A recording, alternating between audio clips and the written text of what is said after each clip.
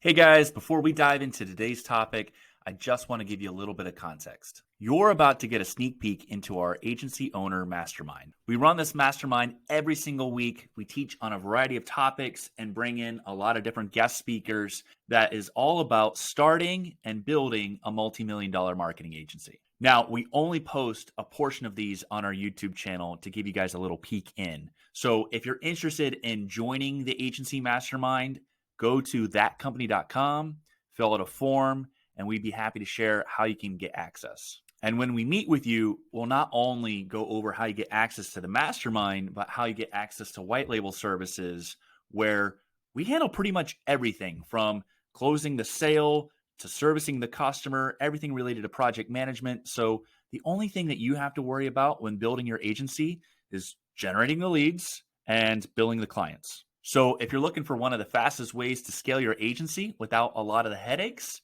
check us out, and we look forward to meeting with you. Now, without further ado, let's dive into today's topic. All right. So for anybody that has not met Brandon before, I'll just give a quick little introduction. I'm sure he could, expand upon it. But Brandon Falcon, first and foremost, consider him a personal friend. And I've known Brandon since high school. We actually went to high school together.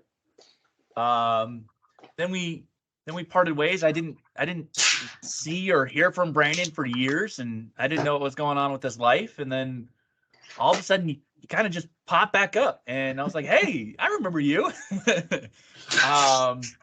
And at the time he popped back up was like right before he was gonna start his own digital marketing agency. This would have been 2014, 2015, somewhere in that time range, I think. Anyway, so he goes off, he starts building that, and then for some of those that may know Brandon, he actually integrated with us for a period of time. I had invited him to work with us with some of our partners on clients, and so majority of so most everybody here knows majority of the people that we work with are W-2 employees, but in this case, I just really liked what Brandon was doing and what he was capable of, and I said, hey, let's build a 1099 relationship. And so he came in and was working with us on a lot of our social media marketing clients for a period of time. But since then he went and transitioned, is now focused fully on his brand, which is Falconics, which he was always building at the same time, right? We were just a portion of what he was doing.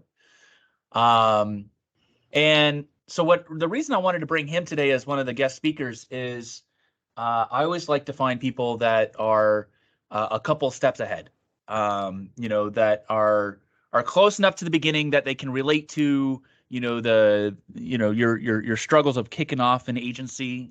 They've been there, they've done that, and it's close enough that they really remember all the details, and yet are a couple of steps ahead, so they can, really share with you, hey, look, this is everything that I've learned, and this is how you can do something very similar.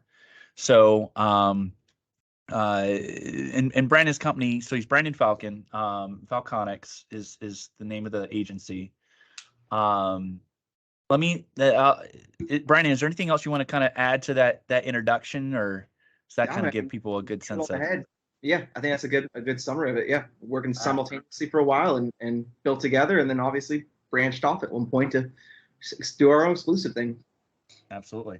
So I've already got some questions that I prepared, and I actually gave Brandon a chance to take a peek at those in advance, so I wouldn't surprise him with anything, but I'm sure we'll still surprise you with something. And then I'll open it up to everybody here to also ask some questions, which is where the real surprises will come from, right? But let's see here. When did you start your agency? When was that? Roughly 2014, late. It was December. It was the 27th of December. I remember it was right after Christmas. 14. I was playing around with it beforehand and juggling a day job and doing that, but 2014 officially locked in a LLC. Okay. And what made you want to start the agency? Like, what were you doing prior? What led to that journey beginning? Yeah, definitely. So I think like straight out of high school, I've always had a passion of more so working or helping people in some sort of manner. Kind of started out doing like IT work and stuff like that, and thought I wanted to be in technology. That moved me into some jobs and some corporate world and stuff like that. And I realized, hey, I liked working with businesses, which eventually led me on to a corporate job at AT&T, and that's kind of where I really learned the marketing side of like sales, marketing as a whole, and all that kind of fun stuff. Started seeing a consistent pattern of a lot of these businesses not being able to get the kind of these problems solved that they were needing to have to grow and scale and so on and so forth. That I was always like selling one solution, but I wasn't able to help them actually move the entire business. And it started leading me to that passion of I could help them with this. And I've always been like of a creative mind of just finding creative ways of working through things, and used that back then and started working with little mom and pops in the area that I lived around, and used that as a kickoff point, and then honestly fell on the idea of like, hey, what's an affordable way to help someone grow and scale, and I can make money from this. So everybody wins. So you started with some mom and pops in the local area, just people you knew, that kind of a thing, Yeah. and that just one thing led to another. Yep. Who was your first client? What did they do? A painting company, and oddly enough, they are still with us. So they've been with us for almost 8 years now. Nice. Still doing well, yeah. And they promised me, and I promised them at the time that we'd be together until they were ready to retire and sell the business. And we've maintained a relationship and services until then. And it was important to me to make sure we didn't forget the little guys that we started with, that kind of built our foundation. So we always have like cut out a part of our business for that. Absolutely. I'm sure they're getting one heck of a deal too. I'm sure. Yeah. I've always believed in money wasn't the motivator for me. I enjoy what we do.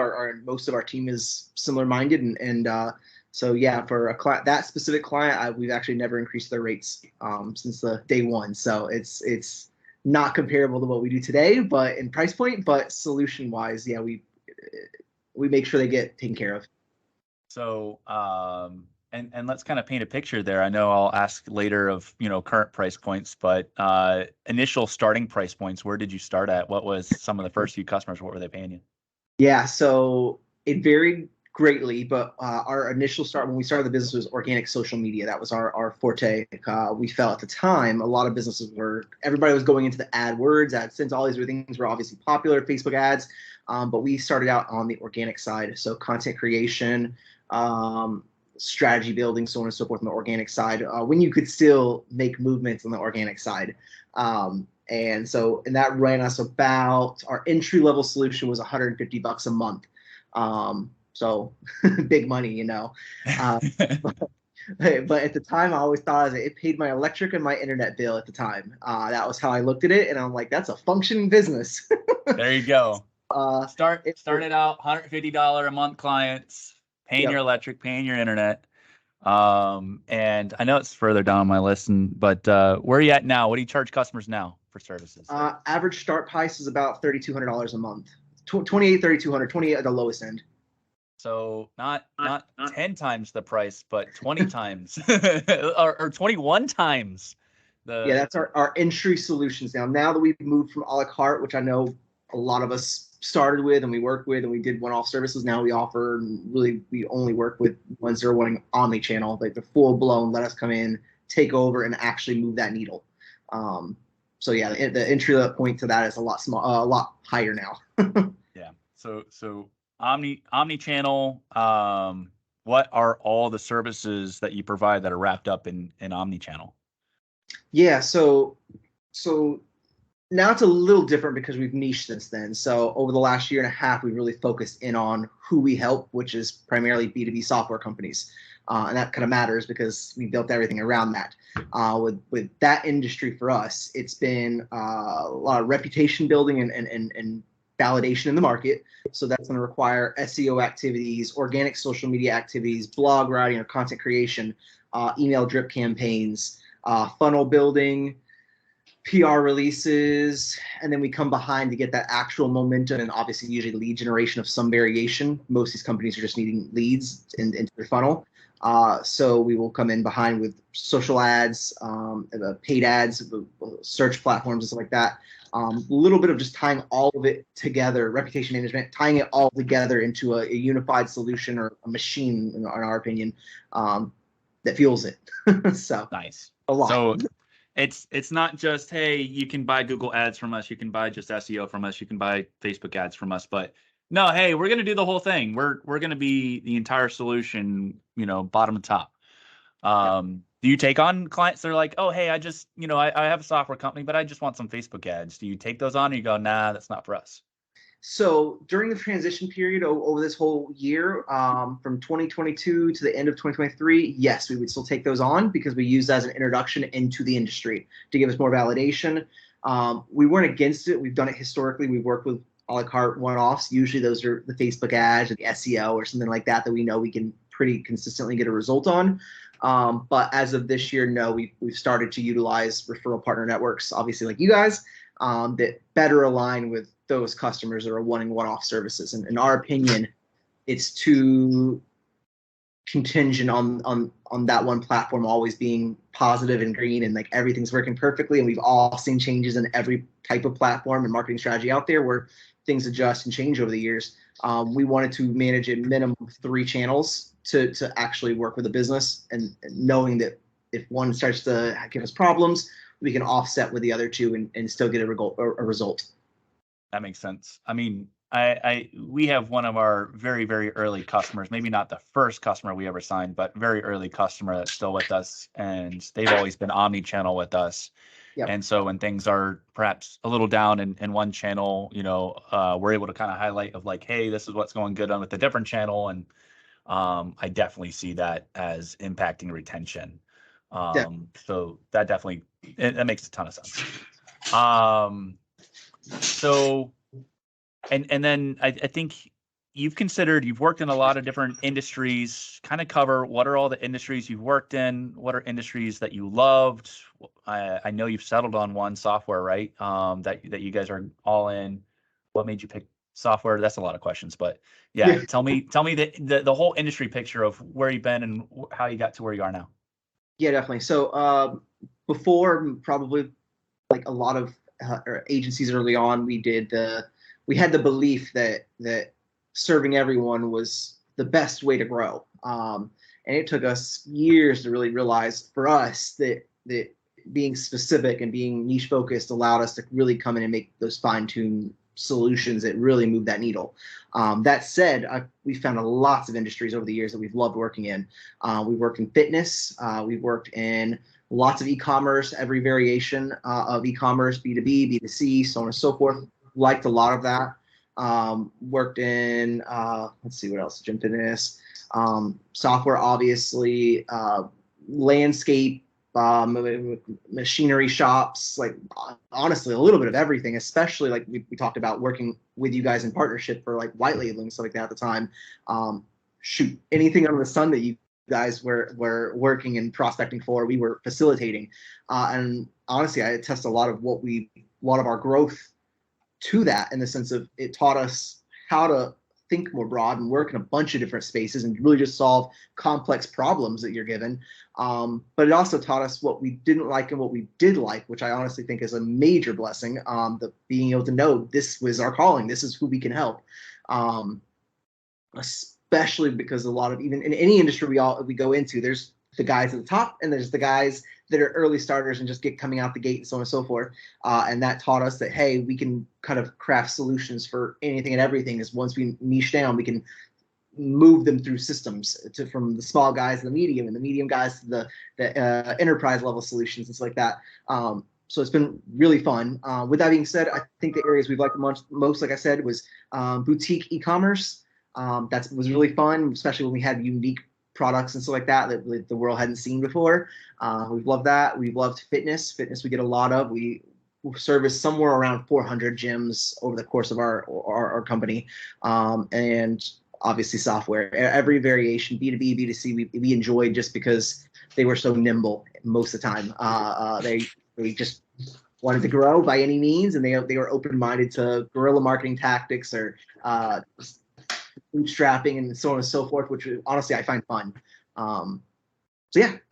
Absolutely. And so you started broad and then you eventually decided to go to niche into software. Was that the first decision of a niche? Did you ever pick anything else that you're like, oh, maybe we'll kind of consider niching over here? And then, you kind of moved away from it. Was there that part of your journey at any point? Yeah, a couple times. I feel like we all get distracted with those shiny objects and like, oh wow, there's money here, and a handful of people we worked with loved us, and you get that idea that, oh, you can be in this space or that space, and you just do a lot of jumping around, in my opinion.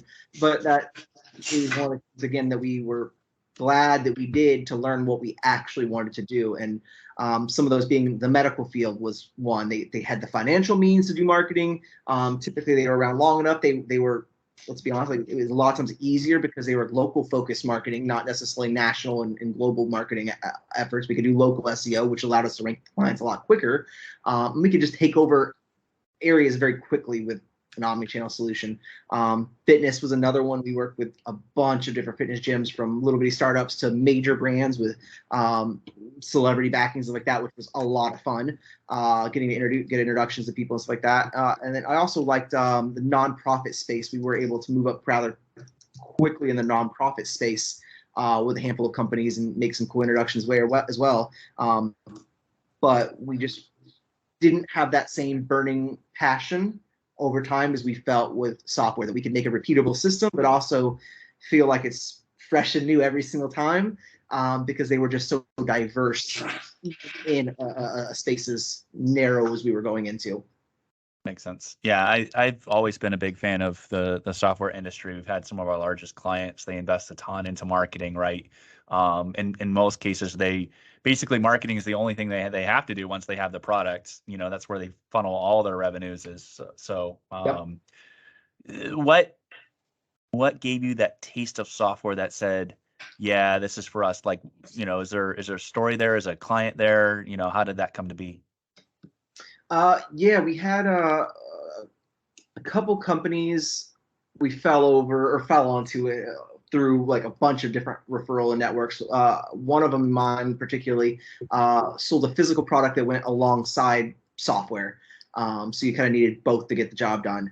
And they were already doing really good on their own, but they just needed some creative thinking outside the box. I was actually talking about them yesterday on a reputation management strategy that they had used and were implementing somewhere else. But nonetheless, they're taking something so simple and just a simple physical product meshed with software, and they just wanted to take over. And they gave us complete freedom, which is honestly what motivated me. They're like, this is how much money we have available. Tell us what we need to do to hit this goal.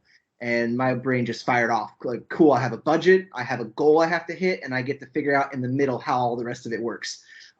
So 2 or 3 days planning with the team, and we came back with a honestly like crayon sketch strategy with like 50 different ways it could have went, and then we just narrowed it to like, we're doing these 3 things, and this is where we want to spend the money at. This is where we're going to almost guarantee a result. Well, obviously none of us can guarantee anything, but like with 50 routes and options that other companies have tried, and because we were really checking the market to kind of see what other people at all similar was doing. But once we narrowed, looked at the successes and failures, we narrowed it to 3, and we just went to market, and 45, 60 days in, they were returning 3x what they were doing their marketing historically. And I'm like, holy moly, this is the itch I've always wanted. And I think, especially if we're all in this space, we probably all somewhat enjoy the sales portion of when you get that first client that's willing to pay you stupid amounts of money. Let's be honest. Like when you get that one that's willing to like just solve my problem, and they'll pay for it, and you just feel so hyped for that time being.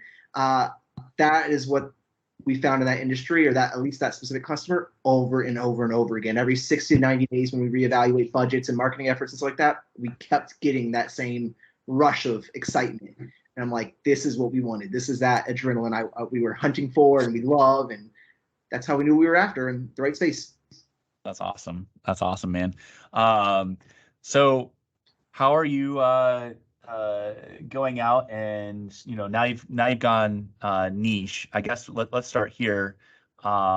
Initially, how were you getting your first few leads? And then kind of like tell me the progression of hey, this is how we started building our business and generating business, and these are the lead channels, to then it was here, and then now in software, what are you using to generate the leads and the interest in working with you?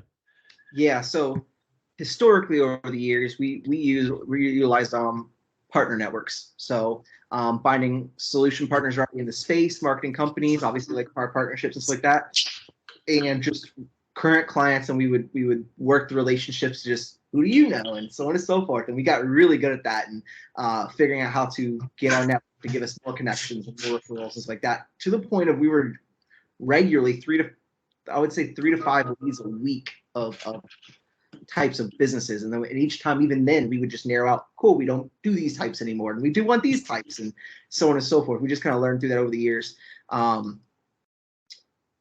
That led us to obviously the software space, where it's a little different with that. We still work our partnership networks, but we had to kind of go up the chain of command a couple levels.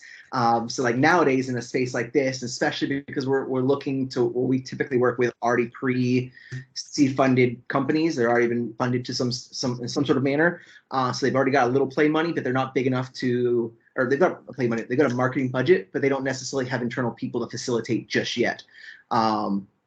Those are usually who we're finding and trying to nurture along to help them get to that Series B funding and so on and so forth. Those have a lot of times been investors coming in and showing an investor that we have a system to help them qualify a software company, verify that they can get a return on investment a certain amount of time that they want to hit, and a certain return, assuming everything is planned. And we should show them how, hey, this is roughly what we cost. If you were ever need this type of thing in the future, you can recommend us to your software company that you're going to fund, and blah, blah, blah. That's been a great foot in the door for us. Just letting people know that most industries have, everyone knows each other. Like investors, software companies, agencies like this, there's a lot of us that we have a network. We've used that, and then they've known someone, they recommend it to someone, and so on and so forth. And we've used that referral network for a lot of our business. We've also partnered up with fractional CMOs. They align with us very well. They come in with similar strategies and ideas, but they don't execute on it, and that's where they bring us in to move the needle. So really heavily still in referral networks and referral marketing. And then on top of that, if we were doing anything beyond that, it was a lot of reputation building, so free assets for the market and the industry specific to what we do in the software space. So dashboards, content calendars, all that kind of fun stuff that we give out for free in different groups and organizations, and just using our network to feed us organic traffic. Awesome. So, and I mean, you kind of touch on something that I regularly preach to our partners, which is centers of influence, or COI, are some of the best ways to grow your agency, right? Because if you market and you get a relationship with somebody, and that relationship is not the person that needs to spend the money with you, but they can bring you, multiple people that will spend money with you. And so that's what you've been doing, and kind of throughout time, right? Initially, it was marketing agencies, right? That you were working with a bunch of marketing agencies, us being one of them. And then you kind of, it sounds like, progressed. You said fractional CMOs, which is, I love those. I have several fractional CMOs that refer over to us. And I agree. They often like high level strategy, make sure everything's like aligned, and then, okay, here, talk to that company. They'll make it happen. So beyond fractional CMOs, I think I heard investors, and you actually help them analyze a potential investment. Did I get that right? Like, you actually look at a software company and go, hey, if you actually decide to invest in the software company, this is how we could actually make it better and make it grow. Did I get that right? Or how are you partnering with investors? Yeah, definitely. So sort of more so we're going out there and showing kind of a case study to show that, hey, we can help you analyze. I know you're in investment space. We know that you invest in software companies because we've seen the other ones you've already worked with, and so on and so forth. We're usually looking them up on, like, I mean, you guys know that those the different investments like the Crunch and stuff like that, or Crunch, I forget their whole name is, Crunch something, but Crunchbase or something like that. Yeah, exactly. Yep. We can verify that they've already invested in that space. We're not necessarily looking for the ones that they've already worked with and so on and so forth. Most of the time, those are pretty big already. Not that we are against working with them. It's just that's not who we're usually going after. We're just letting them know, hey, we have a system that allows us to analyze how successful we can be in a space.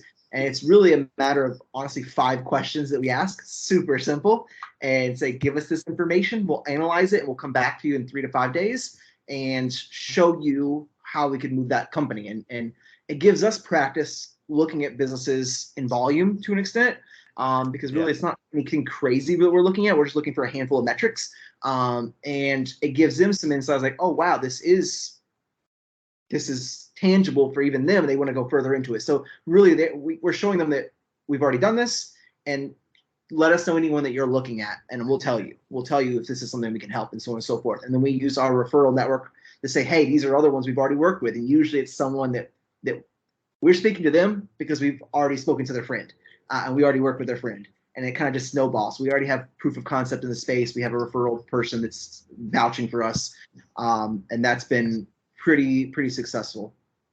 Absolutely. I mean, the marketing world by and far is a relationship game, which is really interesting, right? Because you would think that as digital marketers, you could just do digital marketing to get customers. And yet I think you would say, as well as we would say, that that's probably the toughest vertical to go get customers, because you're up against every digital marketer, as well as more that are trying to be digital marketers. And so the space ends up flooded with, people that are spending money that they're not getting the ROIs. So you had said that you were getting 3 to 5 leads a week from introductions, that you were just really good at kind of pulling those out of folks. What is that process? Is there a specific question you ask? Is there a timing? What makes you successful in getting more and more introductions? Totally. So I do have a little formula for that I'm more than happy to share. I feel we use it in literally the open market space. We use it everywhere. We use the same strategy now, but now it's just in a niche market. So with that being said, we work our current client list, and each one of those clients, when we do our annual reporting, so we have like regular, like most of us have monthly reporting, biweekly, whatever your reporting period is. I always like to handpick a few of them that are just killing it. And that is where I leverage my title as like the president, the owner, CEO, whatever you want to call it. And I usually personally reach out to the actual person in charge we're working with our client. And like, hey, you just hit this blank milestone. And it's usually like an extra special thing. And I'm usually texting them is what it is. It's nothing like extra crazy special, because I know it's going to them. They have availability to look at it and check it out when they want. But it's just really a lot of like positive reinforcement. It's like, heck yeah, teamwork, we get it. This is what we just hit, a cool milestone. And they're going to almost always come back with, heck yeah, I'm so excited, blah, blah, blah, all that kind of fun stuff. Like they're psyched too. They're excited because you're excited. And we use that opportunity to then turn around and leverage like, hey, I love doing this for you. Our team loves doing this for you. We want to do more of this. This is really something we're passionate about. And everyone wants to hear that like what you're doing for them is like, that you love it, because then they're going to be like, oh, wow, I'm that special. They just feel appreciated is really what it is. We're just showing an extreme level of appreciation. And it's like, hey, I'm looking to get more into this space. Do you have 1 or 2 friends in the space that you might refer me to that I could offer the same solution to? I would love to like run through and just kind of see what I could do for them as well. And most of the time, I'd say 7 out of 10 times, they're going to send you at least one. And if they don't do it right then, even the ones that like not off the top of my head, they're going to remember it within that month. They're going to send you someone within that month. Even if they're not necessarily in the same space, they're looking for reciprocity at that point, really. They're looking to show like you gave them so much love and affection and that you're killing it for them. They're actively hunting for someone else to bring to you to show appreciation. And that has killed it for us. So we literally made a game of it. And I mean, shoot, you got 5 clients and you do that 5 times and each one on average sends you 2.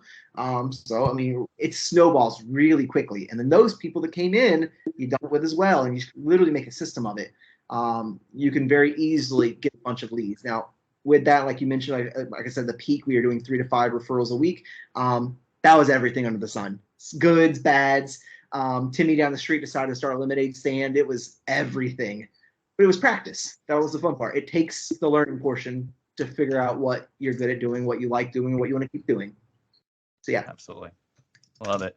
Hold on, Mike, before you go on. Brandon, Mike didn't tell you to say all that, right? No. Nope. Because Mike's been preaching that as well. Yep. Forever. And to hear, right? And to hear you say it and saying this is what's been working for me, that just solidifies what Mike's been saying. And I'll be honest with you, a lot of things Mike says just goes in one ear, not the other. But it's good to hear that, you know what, Mike sometimes has some really good ideas and is pretty smart at this kind of stuff. What I love about the referrals, by the way, is it's the invisible market that you're working, and I've heard it termed this way. It's the invisible market, meaning that these are the folks that won't necessarily raise their hands and identify, hey, I'm in market right now and I'm interested in these services. And so no one else gets a chance to take this business from you because you just got a referral, and so they automatically trust. Wait, like these are the easiest to close because they trust their friends, right? So the closing rate's fantastic on these.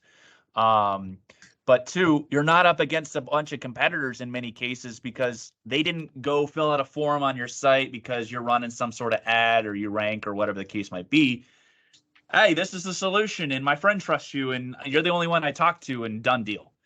And so I love being able to work that invisible market. In fact, I'll say to our partners here, you know, as you're bringing in these clients, pay attention, monitor, see who we're doing well for, and then join in on that annual call or that, you know, quarterly call or whatever the case might be. I often preach to them of like, hey, a quarterly call is a good time to jump in because there's really 4 things that you can ask for. Referrals one, right? We'd love to get more referrals. Testimonials is another. Case studies, looking for that case study opportunity, and the upsell opportunity. So since we sell a la carte in many cases, hey, let's make it more of an omni-channel solution. So let's start here, or let's continue here. Of when you started the business, how many hours a day were you working on it? Oh boy. I worked night and day in the beginning, unrelenting hours. My mindset was, and just kind of give a little backstory because I don't think a lot of people will dive into that, but like showing vulnerability. But I never went to college. I went to college, never finished college. So it always had that mindset that put me lesser in the space. So with that mindset, I knew I had to always work harder than everybody else. So no one was going to outwork me, period. We're going to win by brute force, if nothing else. So with that in mind, in the beginning, pretty much every waking hour I could, I would consume an ungodly amount of caffeine, which you guys have all probably experienced as well. Probably a minimum of 14 to 16 hours a day, every day, grinding it out. When the very first year, I had worked a stupid amount with my corporate job beforehand, and I saved every single penny, every single dollar. Me and my wife, the girlfriend at the time, but wife now, stacked up enough money to give us a 1-year runway. And it took 367 days to actually go positive enough to pay our bills. So a year and like 2 days, because we just dog energy. But with that being said, worked a lot, and then over the years it would go up down, constantly varying depending on what we were doing and the client load, so on and so forth. And then really the last, since since COVID, so 2020-ish time, took a different mindset on it, which was I was more productive, especially in hitting the 30s range for me and above. I realized that, hey, outworking wasn't necessarily what put us ahead.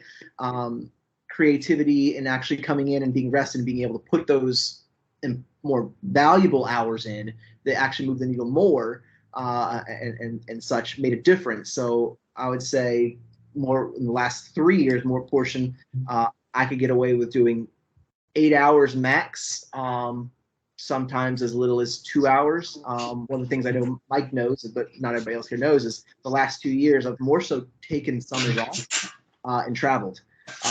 So me and my wife go away for, like this last year, we went away for 6 months, RV'd across the country, and I would work So jealous. 2 hours a day ish. I was always available. I was always giving direction orders because I have a pretty substantial team behind me at this point, but I could get away with only a couple hours a day by just telling others what I needed to get done. So more so now, 4 to 6 hours max. That's awesome, man. I love So it. jealous. Well, you worked your ass off and laid a solid foundation, and then now you're getting to reap the benefits of doing that. Yeah. And now you're working on more high leverage activities, but you have to put that foundation in place in the beginning anyway. Like, you have to do all the tasks that, everybody's like, oh, you could get a VA for that. Yeah, well, I can't afford a VA. I got to feed myself. Yep. So I'm going to put in the 14, 16 hours to build it. So, and you maintain that pace of 14, 16 hours. How long would you say you were running that pace before it ever slowed down? 3.5 to 4 years of that pace. And then, like I said, then it would bounce back and forth from 8-hour days to 12 to 14. It really was like the spot in the middle. And that was just really figuring out where we belong. Slowing down was 12 to 14 hours. Yeah, right? 12 to 14 was slowing yeah. down. That was Yeah. getting engaged, getting married-ish, all that. And my wife's like, owning a business and you working 12 hours a day when you could go to work and work for a corporate job and only work, like that was the fire under me, was like, she's like, I see you less now, even though you're home and you're working and stuff like that. She's like, I see you less than I would have seen you otherwise. And that hit home. And I was like, this is not how we're going to run the business. And that wasn't the whole reason for this. I wanted freedom to do whatever I wanted, whenever I wanted, especially when I have a family and stuff like that. And that other strategy didn't work. I had to figure out another way to do it. Yep. Family is absolutely one of the greatest motivators to make sure you make a whole lot of money so you can take care of them, but also get that time freedom back too. You can't just work. You have to have a life too. So I'm glad that she definitely adds that balance. Yep. So now you're working 4 to 6 hours roughly a day, right? How big is the business now? I think we sent it out, revenue-wise, employee-wise. Ooh, I'll speak on employee-wise. Revenue-wise, I did send you, but I don't honestly remember. My personal policy, and it's not just one of those like, oh, I don't know what I genuinely don't know, because I don't touch the money. 2 years back, I moved Ashley my wife into, her background is finances, into the financial portion. I don't touch money. It's not my specialty. I focus on the result.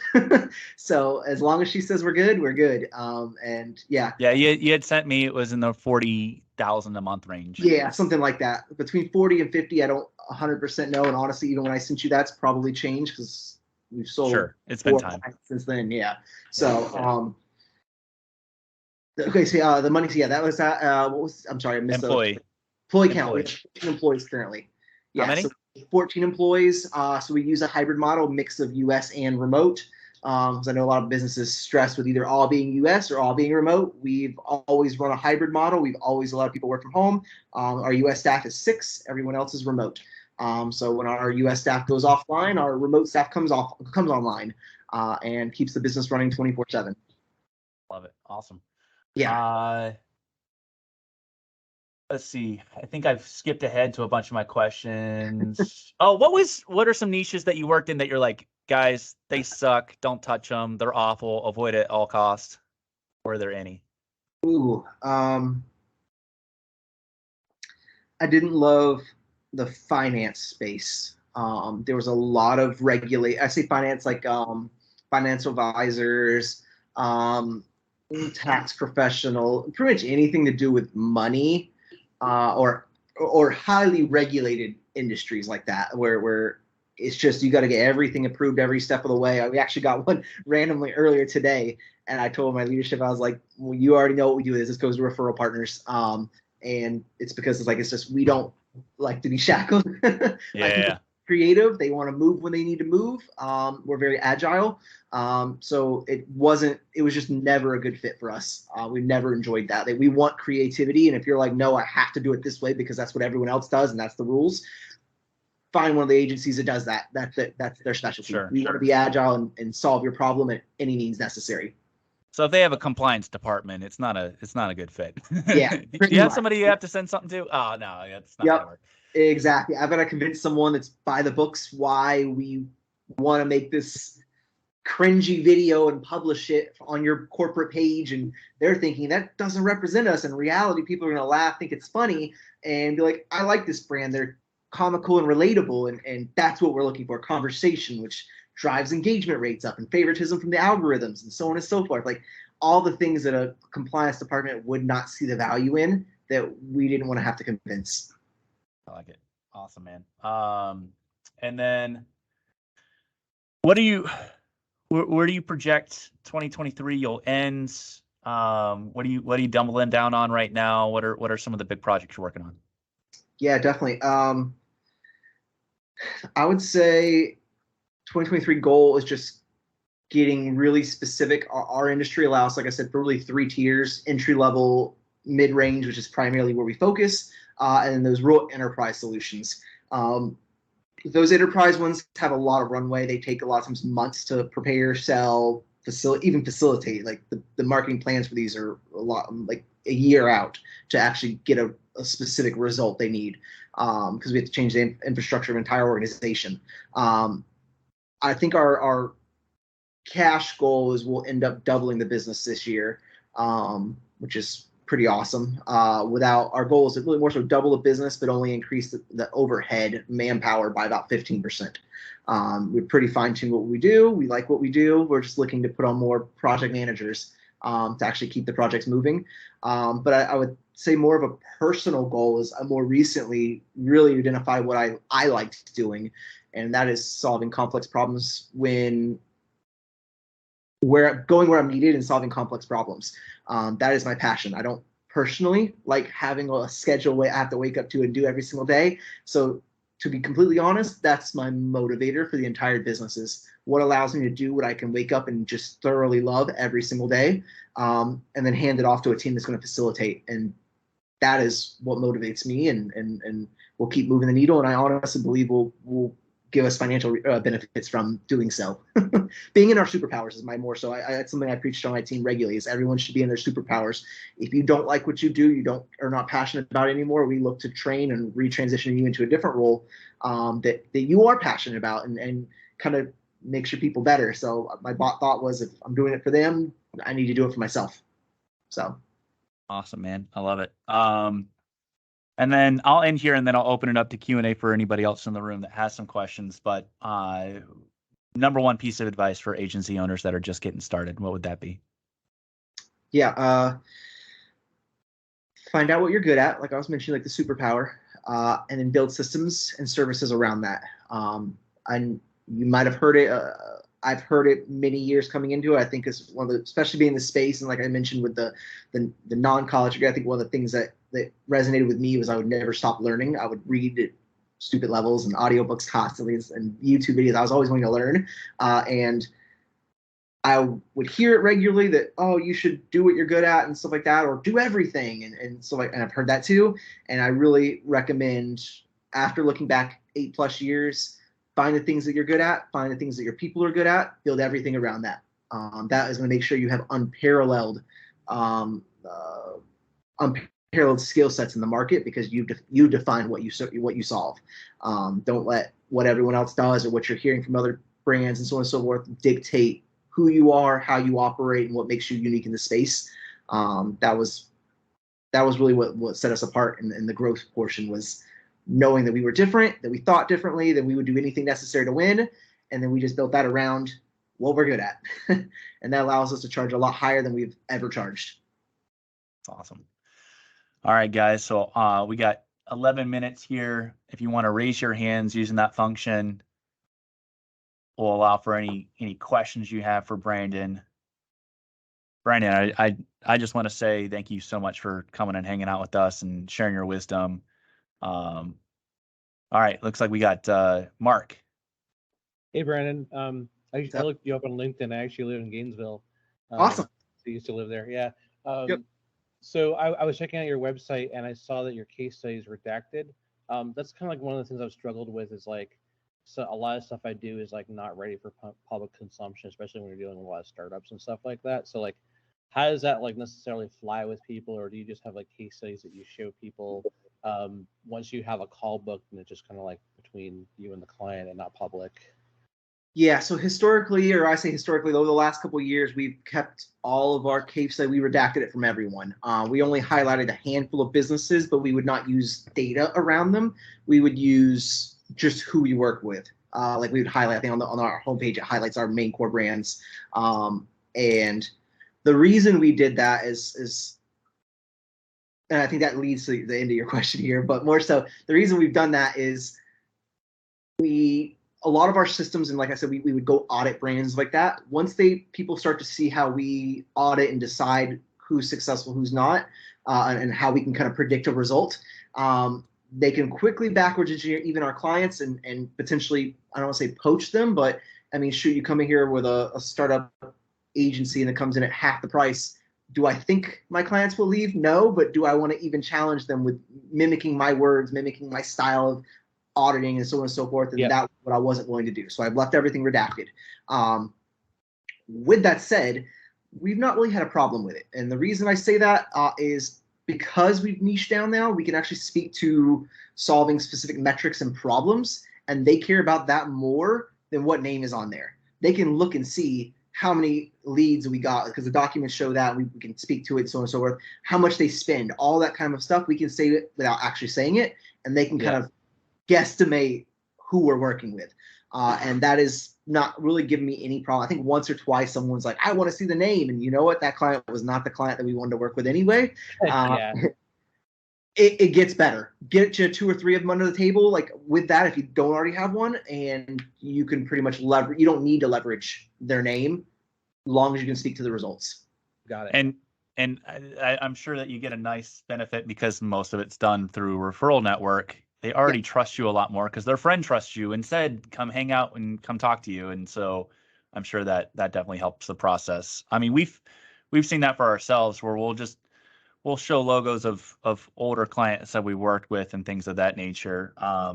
But it's really our process and the conversation we're going to have about their business that sells them on us anyway, more than what I did for somebody else. Because I almost feel like when they look at a case study, it's like, well, have you... there was this joke of like, hey, have you worked in the vegetable industry?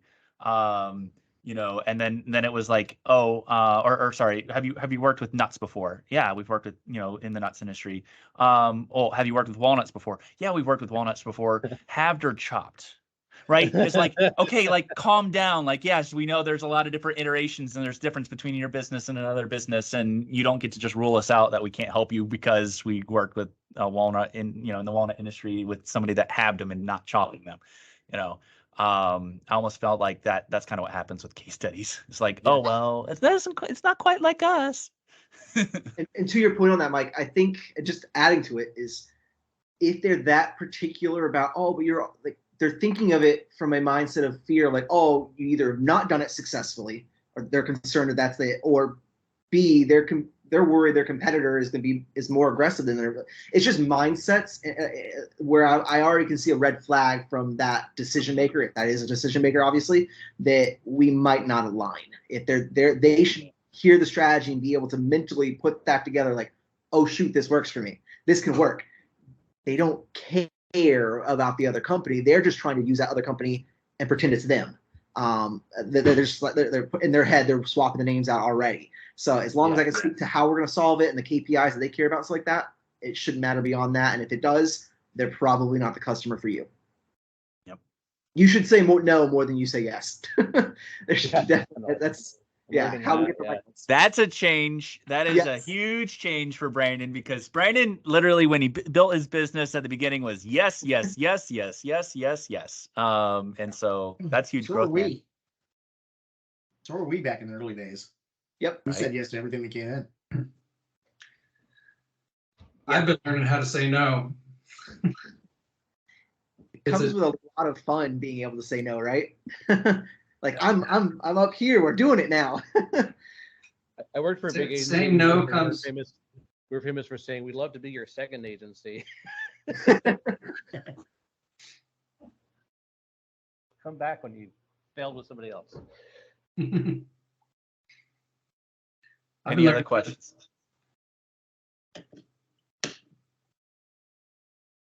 Tim, were you going to ask a question?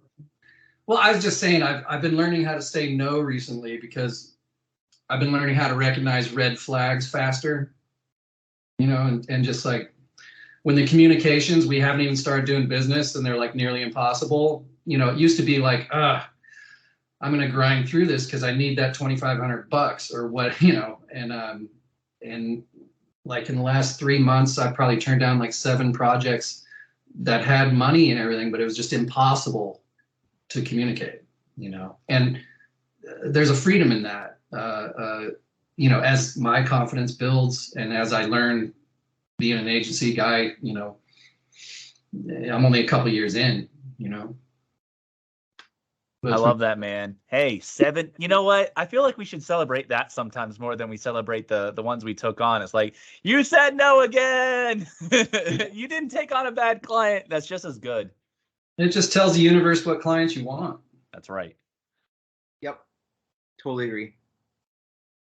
My only real question is, my wife's asked me to grow my beard out, so I don't know if I should point this at Mike or Marty or you. It's a good call, especially if you can grow one. If you can grow one, do it. We'll see. I'm growing boy. I won't go back actually. So if you guys look up, if any of you guys are friends with me on Facebook, unfortunately I had the very bad decision making back when I was in college that I grew the chin strap beard and I shaved all of this, and so I look like Abraham Lincoln, and I looked Amish, and I also were like, a hat. Anyway, so yeah. Don't grow your beard that way. If you're gonna grow it. Okay, so avoid the weird beard. Yeah, avoid the weird beard. Right. I don't know why I was shaving it that way, but I was. Definitely had an Amish beard. Just a dumb kid, man. What are you gonna do? All right. Sorry, I digress. You good? Any other questions, guys? We got 3 minutes.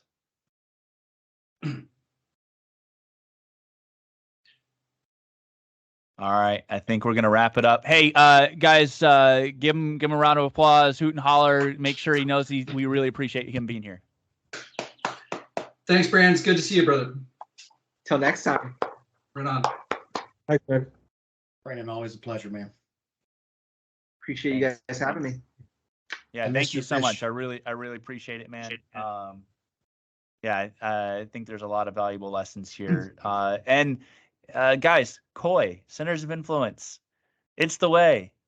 It matters. Build those relationships and then double down on, I think one of the biggest ones is the good clients. Make sure that you ask for those referrals. That has been a huge way that Brandon's built it, is getting those introductions, guiding them to who is the right introduction when you decide to niche is also crazy powerful. So, all right, guys, love y'all. Thank you again, Brandon. I'll catch you guys next Thursday.